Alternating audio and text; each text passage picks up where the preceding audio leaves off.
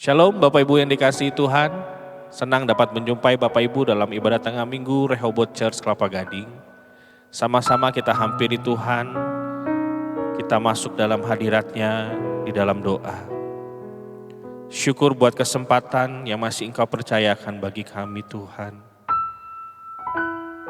Pada kesempatan yang indah ini kami mau bawa segenap hidup kami untuk masuk dalam hadirat-Mu ya Bapa. Perbaharui hati kami melalui kebenaran firman-Mu hari ini Bapa.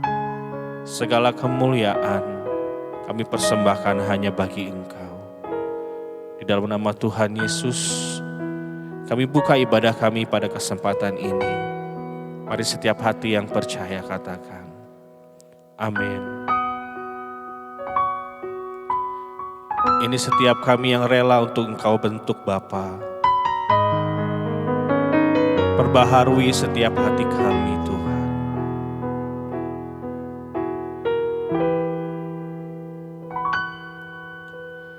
Tuhan, aku rela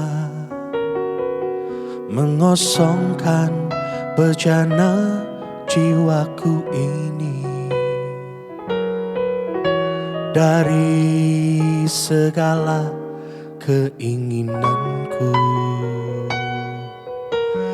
dan semua hasrat pribadiku. Tuhan, penuhi aku dengan gairah surgawi nan suci, agar apapun tak ku ingini lagi, hanya Engkau hartaku abadi.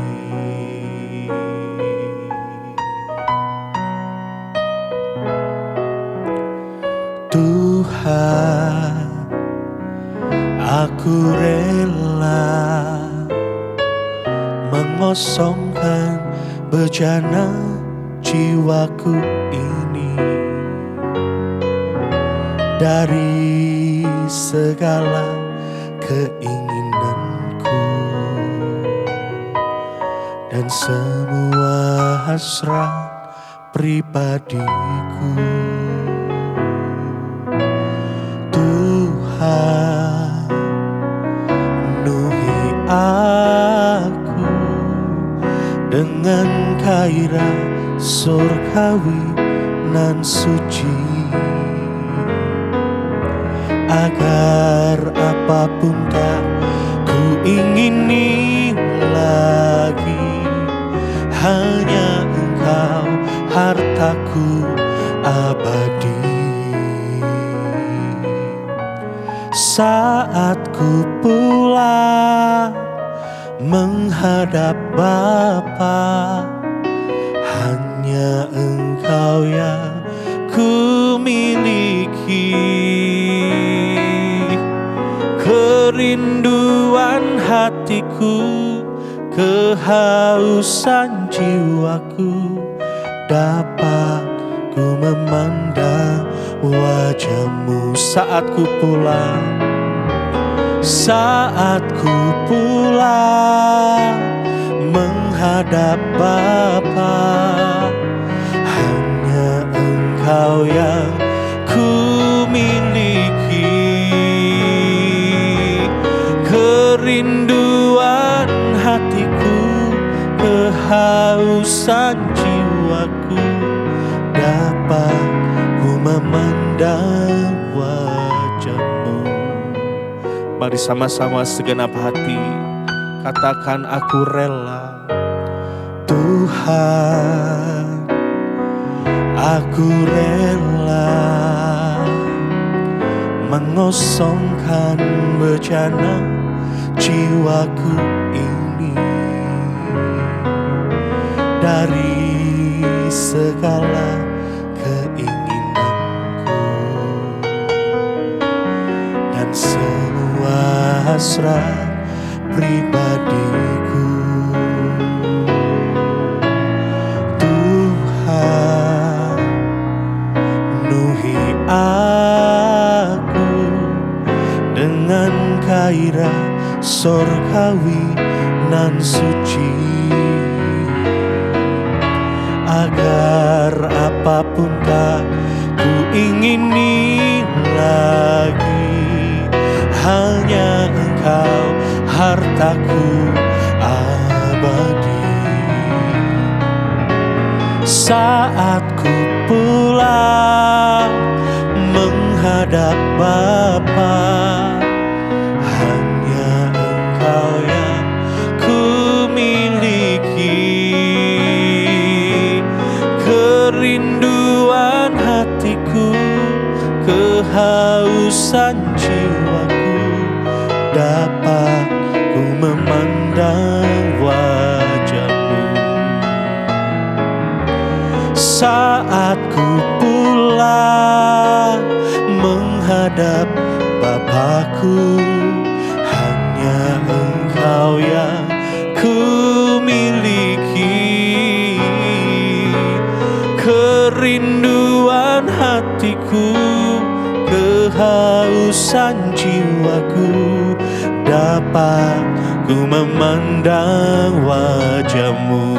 Saat ku pulang, saat ku pulang menghadap Bapa, hanya Engkau yang ku miliki.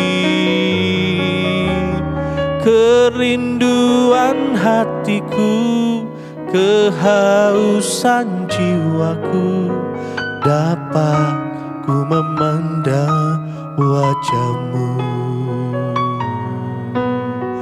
Dapat ku memandang wajah-Mu. Dapat ku memandang wajah-Mu.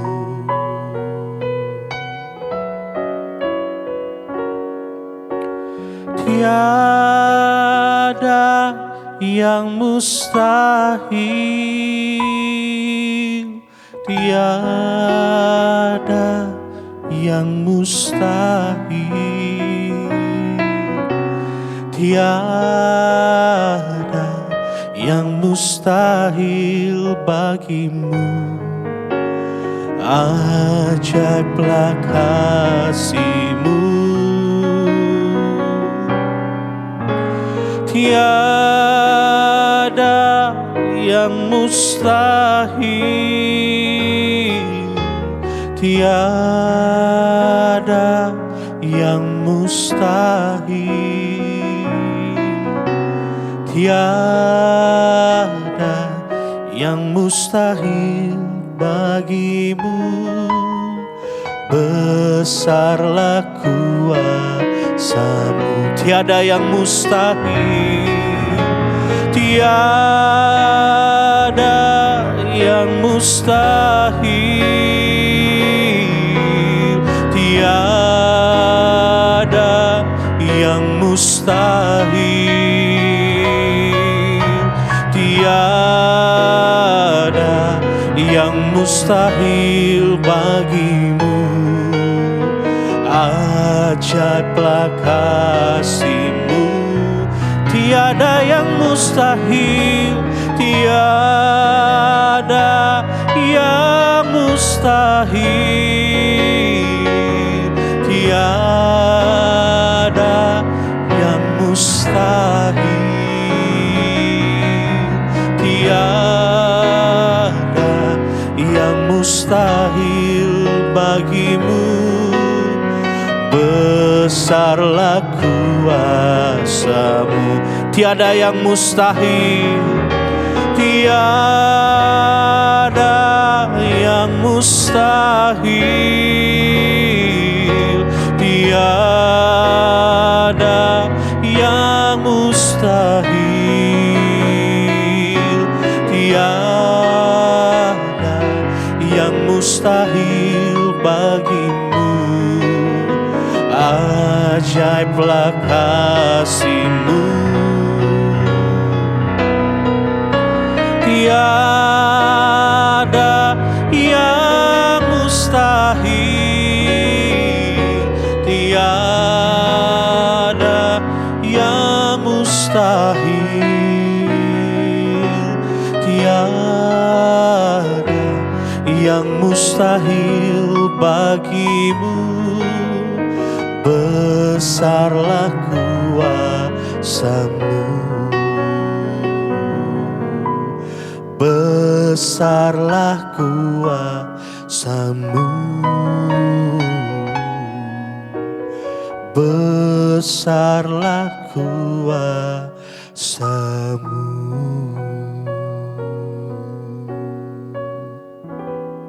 Shalom, Bapak Ibu Saudara terkasih dalam Tuhan Yesus.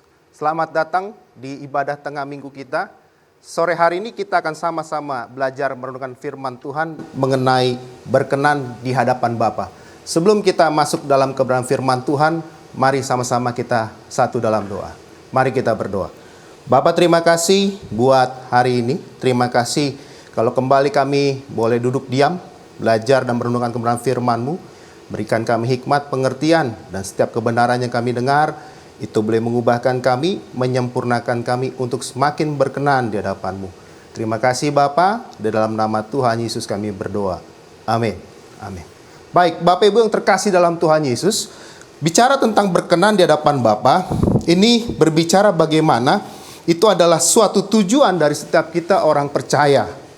Kita ingin hidup kita, apa yang kita jalani sehari-hari itu berkenan sesuai dengan kehendak Bapa dan menyenangkan hatinya. Maka Bapak Ibu yang terkasih dalam Tuhan Yesus, sore hari ini kita sama-sama belajar apa sih aspek-aspek yang menjadi bagian untuk kita bisa berkenan di hadapan Bapa kita. Maka Roma 12 ayat 1-2 berkata demikian Bapak Ibu. Karena itu saudara-saudara, demi kemurahan Allah aku menasihati kamu supaya kamu mempersembahkan tubuhmu sebagai persembahan yang hidup, yang kudus dan yang berkenan kepada Allah. Itu adalah ibadahmu yang sejati. Dan janganlah kamu menjadi serupa dengan dunia ini, tetapi berubahlah oleh pembaruan budimu, sehingga kamu dapat membedakan manakah kehendak Allah, apa yang baik, yang berkenan kepada Allah, dan yang sempurna. Roma 12 ayat 1-2 mengingatkan kita untuk kita jangan sampai mempersembahkan tubuh kita, hidup kita ini yang kudus ini itu tidak berkenan di hadapan Allah. Tetapi kita harus dengan sungguh-sungguh mempersembahkan tubuh kita sebagai persembahan yang hidup, yang menyenangkan atau yang sesuai atau yang berkenan di hadapan Allah. Maka itu dikatakan di sana, kita jangan serupa dengan dunia ini. Kita tidak boleh serupa dengan dunia ini. Tetapi kita harus terus berupaya dengan sungguh-sungguh kita berubah. Apa yang berubah? Budi kita. Bicara tentang budi kita ini bicara tentang seluruh aspek kehidupan kita, secara khusus pemahaman dan pengertian kita. Hingga melalui pemahaman dan pengertian yang berubah, yang berkenan di hadapan Allah, hingga akhirnya melahirkan perbuatan, tingkah laku yang selaras, yang sesuai dengan apa yang Bapa mau. Maka katanya kita harus berupaya mengerjakan apa yang jadi, membedakan apa yang menjadi kehendak Bapa yang baik dan yang berkenan. Maka Bapak Ibu yang terkasih dalam Tuhan Yesus, jangan kiranya kita dalam hidup kita berpikir kita sembarang punya hidup. Kalau kita berbicara tentang kita mau berkenan di hadapan Bapa, maka hidup yang kita miliki hari ini bukannya lagi kita punya, kata Paulus, tetapi adalah milik siapa? Bapa kita. Ya. Tuhan yang hidup di dalam kita. Maka kalau kita tahu ada Roh Allah, ada Bapa yang bersama dengan kita, yaitu Roh Kudus, Roh Bapa itu, maka kita harus terus berupaya hari ke hari kita mempersembahkan tubuh kita ini untuk jadi hidup yang apa? Yang sesuai. Ya, sesuai dengan Bapa mau apa? Kita menjaga kekudusan hidup kita. Kita menjaga kesucian hidup kita. Biar kita berkenan di hadapannya. Hingga waktu kita menjaga kesucian hidup kita ini, ya, keberkenanannya di hadapannya, maka kita akan berupaya hari ke hari kita semakin selaras seperti apa yang Dia mau. Hingga waktu kita mengejar kekudusan dalam hidup kita, maka Allah berkenan karena kekudusan itu kita jaga, kita upayakan dalam hidup kita. Dia akan mencurahkan segala sesuatu isi hatinya, hingga kita boleh mengerti, bisa membedakan apa yang Bapa mau dan yang Bapa sukai, hingga kita bisa melakukannya hari ke hari, day by day.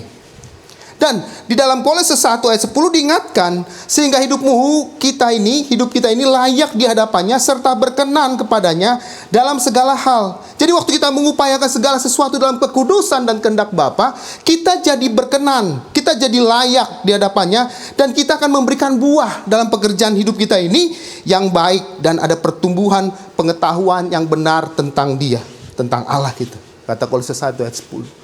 Jadi waktu kita menjaga hidup kita dengan kekudusan, dengan kesucian, hingga akhirnya kita dimampukan dan diberikan kemampuan untuk kita mengerti isi hatinya, kita jadi akan melahirkan apa? Hidup kita jadi layak, berkenan, dan kita menghasilkan buah. Bicara buah ini bicara tentang sebuah pemberian Bapak Ibu, hasil yang baik yang keluar di dalam diri kita. Sama seperti pohon, waktu pohon ini bertumbuh baik, dia sehat, nutrisi yang di dalamnya sehat, semuanya sehat, maka dia akan bukan hanya bertumbuh secara physically, tetapi dia menghasilkan buahnya. Sebuah pertunjukan, sebuah hasil nyata bahwa pohon ini memang sehat. Ditunjukkan dengan buahnya. Nah, waktu kita bisa menghasilkan buah Bapak Ibu, maka ada sebuah pekerjaan yang baik, ada karya Allah yang baik. Dan di sana menunjukkan ada pertumbuhan kebenaran firman Tuhan, hidup yang bertumbuh di dalam Dia. Kalau kita bisa sampai di sana Bapak Ibu, di titik sana, maka sudah dipastikan kita ada di tempat yang tepat, proses yang tepat, dan kita terus menuju semakin berkenan di hadapannya. Dah, Ibrani 11 ayat 6 mengingatkan kita Bapak Ibu, tetapi tanpa iman tidak mungkin orang berkenan kepada Allah. Sebab barang siapa berpaling pada Allah, ia harus percaya bahwa Allah ada dan bahwa Allah memberi upah kepada orang yang sungguh-sungguh mencari Dia. Firman ini mengingatkan kita Bapak Ibu, bahwa kalau kita berupaya sungguh-sungguh mencari perkenanan kepadanya, kita harus memiliki iman kepercayaan. Iman kepercayaan ini Bapak Ibu sesuatu yang memang kita sungguh-sungguh yakini, walaupun mungkin dalam setiap upaya perjalanan itu, kelihatannya segala sesuatu ini tidak ada. Atau mungkin bisa dikatakan dengan kata lain, kita jalan sendiri Bapak Ibu. Kita mungkin sering berpikir dengan kesungguhan kita, keseriusan kita menjalani firman, jaga hidup kekudusan, apakah ini sudah oke? Tetapi firman Tuhan bilang apa? Kita harus punya iman, sebuah keyakinan. Karena firman Tuhan menjelaskan kepada kita iman itu apa sih? Sesuatu yang kita percayai, timbul dalam hati kita walaupun kita nggak melihatnya. Nah, tapi waktu kita tahu apa yang kita kerjakan ini memang selaras, sesuai dengan apa yang Bapak mau, jalani. Sampai nanti Bapak Ibu katanya apa? Kita akan menerima upahnya. Kita akan menerima apa yang disebut berkenan di hadapan Bapa. Nah, mungkin kita kira bertanya Bapak Ibu, apa sih yang harus dilakukan sebagai orang percaya waktu dia berkata dia mau hidup sungguh-sungguh untuk dia jadi berkenan di hadapan Bapa? Maka Amsal 10 ayat 9 mengingatkan gini, siapa bersih kelakuannya, aman jalannya, tetapi siapa berliku-liku jalannya akan diketahui. Amsal mengingatkan dalam Amsal 10 ayat 9 bahwa kita harus bersih kelakuan kita. Dengan kata lain Bapak Ibu, kalau kita mau hidup berkenan di hadapan Allah, kita harus memastikan kita punya hati, kita punya pikiran, kita punya perbuatan itu bersih. Bersih dikategorikan Bapak Ibu bukan hanya putih, bukan hanya bening, bukan tidak kotor, tetapi bersih artinya terjamin. Sama kalau air dikatakan ini air bersih, air yang layak konsumsi. Air itu bukan hanya bening, tetapi memang sudah teruji bahwa air ini bisa dikonsumsi. Kita harus bersih kelakuannya, biar apa? Biar jalan-jalan kita, apa yang sedang kita jalani, apa yang sedang kita tempuh, itu aman. Aman Bapak Ibu. Aman itu bukan berarti tidak ada kemungkinan serangan, tidak mungkin ada cobaan, tidak mungkin aman itu berarti segala sesuatunya mulus-mulus saja, tidak. Tetapi aman di sini dikategorikan bahwa kalaupun ada sesuatu dalam prosesnya, itu akan finishing well. Nah, bicara tentang bersih di sini Bapak Ibu, ini bagian dari kata integritas. Jadi orang yang mau berkenan di hadapan Allah, harus dia pastikan yang pertama adalah apa? Hidupnya bersih, hidupnya berintegritas. Berintegritas sering dianggap atau diketahui orang banyak adalah dia sama. Tidak ada ubahnya, baik dia di kerumunan, di publik, di depan banyak orang, maupun dia di ruang sepi, sunyi. Ini yang jadi tantangan kita sebagai orang percaya Bapak Ibu. Bukan hanya kita eksis di tengah kerumunan, di tengah halayak umum, banyak, lalu kita berkata, it's me Christian. No. Tetapi Kristen sejati yang bersih kelakuannya adalah waktu dia ada di ruang tersembunyi, ruang privatnya, dia tetap mengatakan kepada dirinya dan juga kepada lingkungan alamnya bahwa dia adalah orang Kristen yang menjaga hidupnya, menjalani apa yang harus dia jalani sesuai dengan perintah Bapaknya melalui firman yang kita tahu di Alkitab itu tertulis. Hingga dikatakan dia bersih, dia teruji, dan Bapa jadi berkenan di hadapannya. Integritas juga berbicara dalam Matius 5 ayat 37. Jika ya, hendaklah kamu katakan ya. Jika tidak, hendaklah kamu katakan tidak. Karena apa yang lebih daripada itu berasal dari si jahat. Berbicara integritas adalah apa? Sesuatu yang diucapkan bisa dipegang. Apa yang diperkatakannya itu selaras dengan apa yang diperbuatnya. Itu selaras dengan apa yang dipikirkannya.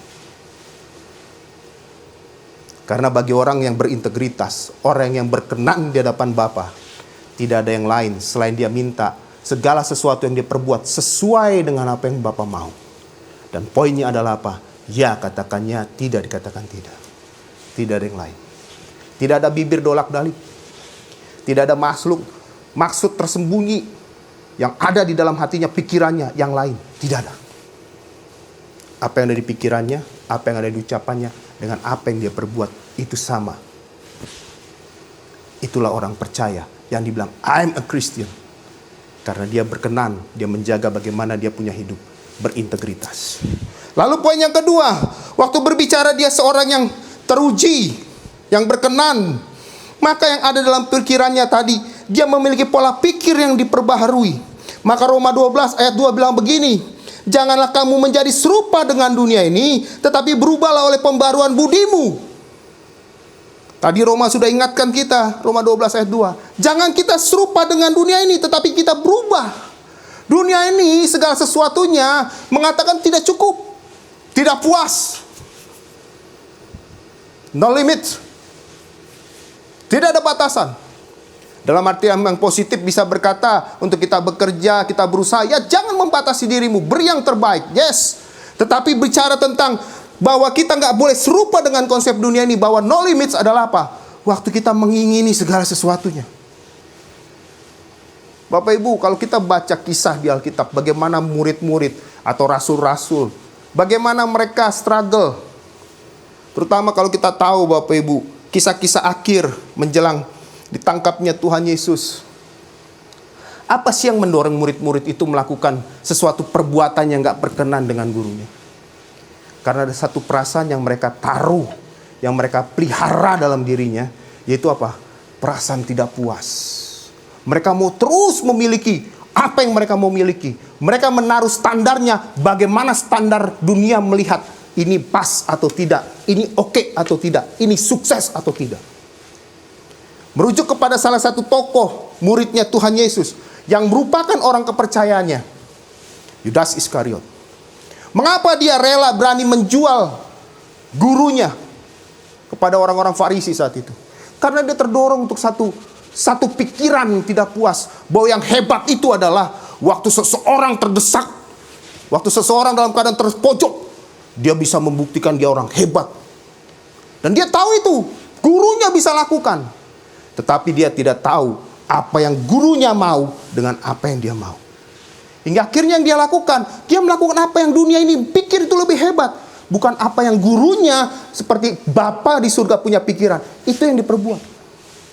Maka dia tidak merasa bersalah waktu dia menjual tentang gurunya. Bahkan menjual gurunya, dia tidak merasa bersalah. Karena dia akan berkata begini dalam pikirannya, Alkitab mencatat itu, bahwa gurunya akan membuktikan siapa dirinya. Tapi Yudas gak tahu apa yang bapaknya mau, apa yang gurunya mau. Hingga yang dia lakukan adalah bertentangan. Pikirannya tidak bisa menyelami apa yang jadi pikiran gurunya. Walaupun dia cukup lama bersama-sama dengan gurunya. Dia cukup lama. Sama seperti murid-murid awal-awal yang lain. Dia punya time yang lama mengikuti gurunya. Tetapi kesalahan Yudas adalah apa? Dia tidak bisa memahami, menyelami apa yang jadi pikiran gurunya. Hingga yang dia lakukan adalah apa? Dia sama dengan pikiran dunia punya pikiran. Dia pikir apa yang dia perbuat sedang mendorong gurunya untuk berani action. Menunjukkan siapa dirinya. tapi dia tidak berpikir seperti apa yang gurunya buat. Banyak dari kita juga demikian. Kita berpikir apa yang kita berbuat seolah-olah akan membantu untuk Allah menunjukkan kuasanya. No. Karena standar hidup kita tidak dengan sama dengan apa yang Allah punya standar hidup. Apa rancangan kita tidak sama dengan apa yang Allah punya rancangan. Dan ada banyak tokoh-tokoh Alkitab yang melakukan hal yang sama. Maka diingatkan untuk kita apa? Kita berubah. Kita memperbaharui pikiran kita. Bapak Ibu, satu-satunya cara untuk bisa punya pembaruan budi pikiran serupa dengan Bapa adalah waktu apa? Kita menyelami pikirannya. Kita hidup bersama dengan pikirannya. Yaitu dengan cara apa? Kita melekat erat dengan Dia melalui doa dan pembacaan firman Tuhan kita. Doa. Dia hanya sejauh doa. Dan melalui doa lah kita bisa berjumpa dengan Dia, bercakap-cakap, bahkan mendengar apa yang Dia mau cakapkan kepada kita untuk kita bisa ketahui dan kita lakukan dalam hidup kita. Melalui persekutuan kita dengan membaca firman Tuhan lah, maka kita tahu segala sesuatu yang sudah diperintahkannya untuk kita lakukan. Tapi bagaimana mungkin kita mengatakan kita mengerti isi hatinya dan tahu apa yang Dia mau, kalau itu tidak pernah kita lakukan, bahkan cuma sesekali. Kita jadi orang Kristen yang sakit-sakitan. Makan sih, tapi harusnya makan mungkin 3 kali satu hari, 2 kali satu hari, dengan disertai ada selingan buah, lalu ada disertai mungkin makanan yang sehat. Kita tidak lakukan. Karena kita lakukan cuma apa? Kita jumpa Dia 1 minggu 1 kali.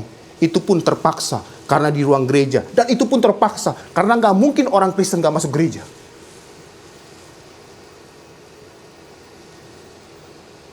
Maka kita jadi orang Kristen, tapi hidup kita sakit-sakitan. Hingga gak heran, ada banyak orang Kristen melakukan hal yang sama. Kita bodoh, kita melakukan sesuatu yang salah, yang tidak berkenan di hadapan Bapa kita. Lalu firman Tuhan juga ingatkan Bapak Ibu, dalam Kolose 3 ayat 2, pikirkanlah perkara yang di atas, bukan pikiran yang di bumi ini. Mengapa kita jadi orang Kristen seringkali kita gak bisa berkenan kepada Bapa kita? Karena yang kita pikirkan perkara-perkara di bumi ini. Perkara yang cuma sifatnya fana. Lapar, apa yang kita makan. Haus, apa yang mau kita minum. Pakaian sudah ada. Lalu kita berpikir, apalagi pakaian untuk esok hari. Masa sih pakaian yang sama kita ulangi lagi, kita pakai lagi. Cuma pikiran-pikiran yang terbatas yang sifatnya fana. Kita sudah punya kendaraan, lalu kita berkata begini, masa kendaraannya harus ini terus? Udah 3 tahun, 5 tahun, ganti dong. Sudah punya rumah, lalu kita berpikir, kenapa rumahnya harus ukurannya ini lagi? Kenapa nggak ditambahin? Ke samping, ke kanan, ke belakang? Bukan tidak boleh. Tetapi kalau kita mengupayakannya lebih sungguh, daripada kita mengupayakan bagaimana kita hidup berkenan di hadapan Allah, itu sudah sama kita memikirkan hanya perkara di dunia. Waktu kita upayakan banyak untuk perkara-perkara dunia dibanding perkara yang ada di sana, di kekekalan nanti, maka sejatinya kita belum hidup berkenan untuk memikirkan apa yang perkara di atas.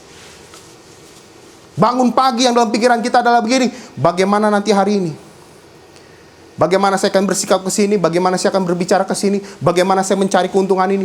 Kalau itu yang sudah langsung terkonsep dalam otak kita, maka sejatinya kita belum jadi pribadi yang berkenan di hadapan Bapa. Karena harusnya kalau kita memikirkan perkara di atas, maka waktu kita bangun pagi, yang ada langsung tersirat dalam pikiran kita begini, bagaimana hari ini saya mengupayakan lebih sungguh, saya berkenan di hadapan Bapa saya. Hingga apa yang saya lakukan, itu semuanya memuliakan Dia dan menyenangkan hatinya.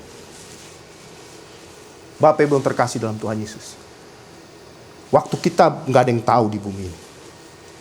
Tapi seberapapun waktu yang sudah kita jalani, waktu itu punya limit waktu. Ada batasan waktu. Hingga kalau kita tidak sungguh-sungguh mencari perkenanan Bapa, kita nggak tahu, sudah stopkah waktu kita di bumi ini? Kalau itu yang terjadi, lalu kita belum berkenan di hadapannya, kemana kita pulang? Siapa yang akan kita jumpai waktu kita pulang? Bukankah Dia yang punya pemilik kehidupan kita? Kenapa kita hanya terlena dengan apa yang berkenan, yang menyenangkan kita selama kita di bumi ini? Kenapa kita nggak mengupayakan apa yang nanti harus kita dapat dan bagaimana kita menghadapinya waktu kita pulang ke sana. Bicara tentang berkenan di hadapan Bapa, Bapak Ibu yang terkasih dalam Tuhan Yesus. Kolose 3 ayat 23-24 mengingatkan demikian. Adapun juga yang kamu perbuat, perbuatlah dengan segenap hatimu seperti untuk Tuhan dan bukan untuk manusia. Kamu tahu bahwa dari Tuhanlah kamu akan menerimanya. Bagian yang ditentukan bagimu sebagai upah. Kristus adalah Tuhan dan kamu adalah hambanya. Dengan kata lain, Bapak Ibu, firman Tuhan ini mengatakan, kalau kita mau berkenan di hadapan Bapa kita, maka yang kita lakukan selama kita di bumi ini, apa yang kita perbuat, apa yang kita lakukan, itu harus kita lakukan sungguh-sungguh dengan hati yang paling tulus. Kita mau melakukannya itu buat Tuhan. Karena apapun yang kamu perbuat, perbuatlah dengan segenap hatimu seperti untuk Tuhan, bukan untuk manusia. Betul, di bumi ini kita bekerja buat bos kita, pimpinan kita, yang juga manusia. Tetapi bagi kita orang percaya, konsep yang harus kita pahami, pemikiran yang harus ada dalam pikiran kita, perbuatan yang harusnya mendorong kenapa kita melakukan itu adalah apa? Segala sesuatu yang kita perbuat, itu semua untuk memuliakan Bapa kita. Agar kita berkenan. Jadi waktu kita tahu kita bekerjakannya untuk Bapa kita, tidak ada kata lain selain yang kita kerjakan harus sempurna, perfect. Karena kita nggak mencari penilaian manusia, tapi yang kita cari penilaian Bapa kita.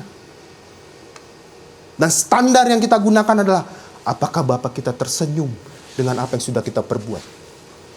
Apakah Bapa kita akan dengan senyum bangga dan berkata begini, kepadanya lah aku berkenan.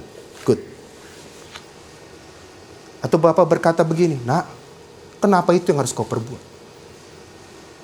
Maka ini mengingatkan kita, dalam setiap aspek kehidupan kita, keluar masuk kita, apa yang kita buat, jaga kita punya hati, jaga kita punya pikiran, jaga kita punya sikap, jaga kita punya perbuatan.